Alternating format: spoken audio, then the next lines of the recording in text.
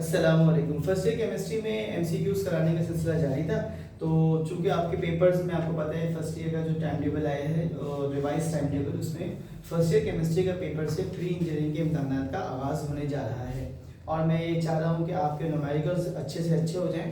तो जितने भी इंपॉर्टेंट न्यूमेरिकल्स मिलते हैं मैं वक्तन फ़वक्तन उसको अपलोड करता है। तो इसी सिलसिले में आज हम हाइड्रोजन आयोडाइड की एक इम्पॉर्टेंट न्यूमेरिकल को सॉल्व करने जा रहे हैं, जिसमें हम आयोडीन या फिर कह लें हाइड्रोजन, इन दोनों की इक्विलिब्रियम पर कंसंट्रेशन मालूम करने का तरीका सीखेंगे और न्यूमेरिकल को बहुत अच्छे तरीके से हम समझेंगे।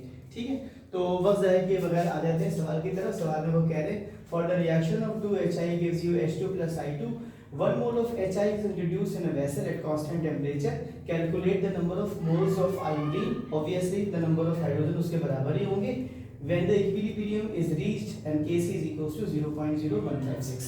ठीक है, आपको क्या क्या गिवन है? आपको Kc की वैल्यू गिवन है, आपको Kc की वैल्यू गिवन है, आपको इनिशियल मोल गिवन है।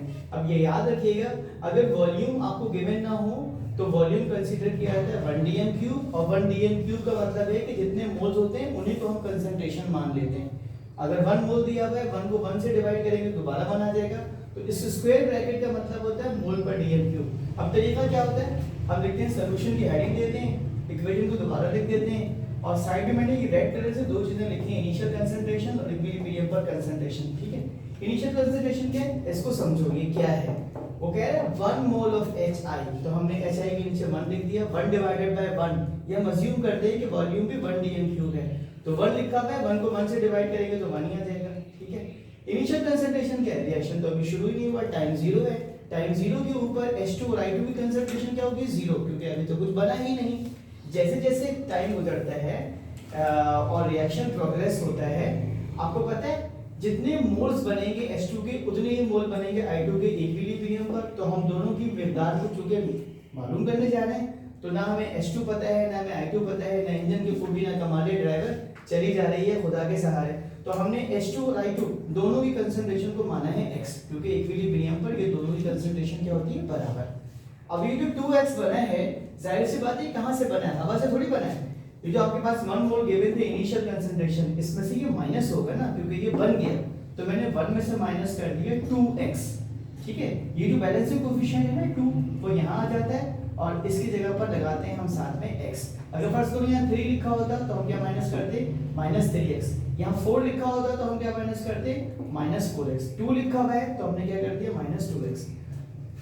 उसके बाद हम law of mass action apply करते हैं। लॉ ऑफ मास एक्शन कहता है Kc यानी इक्विलिब्रियम कांस्टेंट बराबर होता है concentration of product divided by concentration of reactant, number of mole बन जाती है पावर।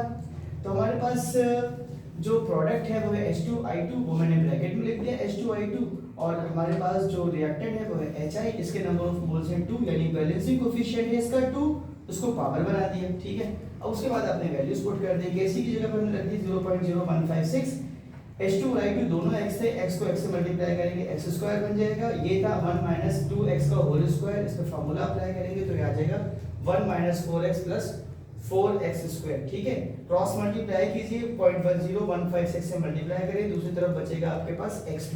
तो सूरत हाल कुछ इस तरह की हो जाएगी। इसके बाद आप क्या करेंगे, इस पूरे को शिफ्ट कर देंगे इस x स्क्वायर की तरफ, तो आपके पास सूरत हाल आ जाएगी 0.9376x² plus 0.0624x minus 0.0156 is equal to 0। ठीक है, अब आपको पता है x स्क्वायर के जो कोफिशिएंट है वो a कहलाता है क्वाड्रेटिक फार्मूले में, x का जो कोफिशिएंट है वो b कहलाता है, और जो कांस्टेंट होता है वो c कहलाता है। ठीक है, अप्लाई किया हमने क्या चीज, quadratic formula which is x is equal to -b + -√b² - 4ac/2 है। इसमें वैल्यूज मैंने पुट कर दी, आप चाहे तो कैलकुलेटर में डालिए, और एक स्टेप के अंदर आपके पास x आ जाएगा, यानी कि I2 की वैल्यू आ जाएगी 0.099 मोल पर dm क्यूब, क्योंकि कंसंट्रेशन है। आप चाहे तो यहाँ पर कैपिटल M या पोलैरिटी भी लिख सकते हैं, और अकॉर्डिंग टू इक्विलिब्रियम कंडीशन जितना I2 बनेगा उतना ही H2 बनेगा। पूछा नहीं था हमसे, लेकिन हम मानते हैं कि जितना I2 है उतना ही H2 है, यानी H2 और I2 दोनों बराबर कितने 0.099 मोल पर dm क्यूब। वीडियो पसंद आई हो तो अपने दोस्तों के साथ शेयर कर दीजिएगा। अल्लाह हाफिज़।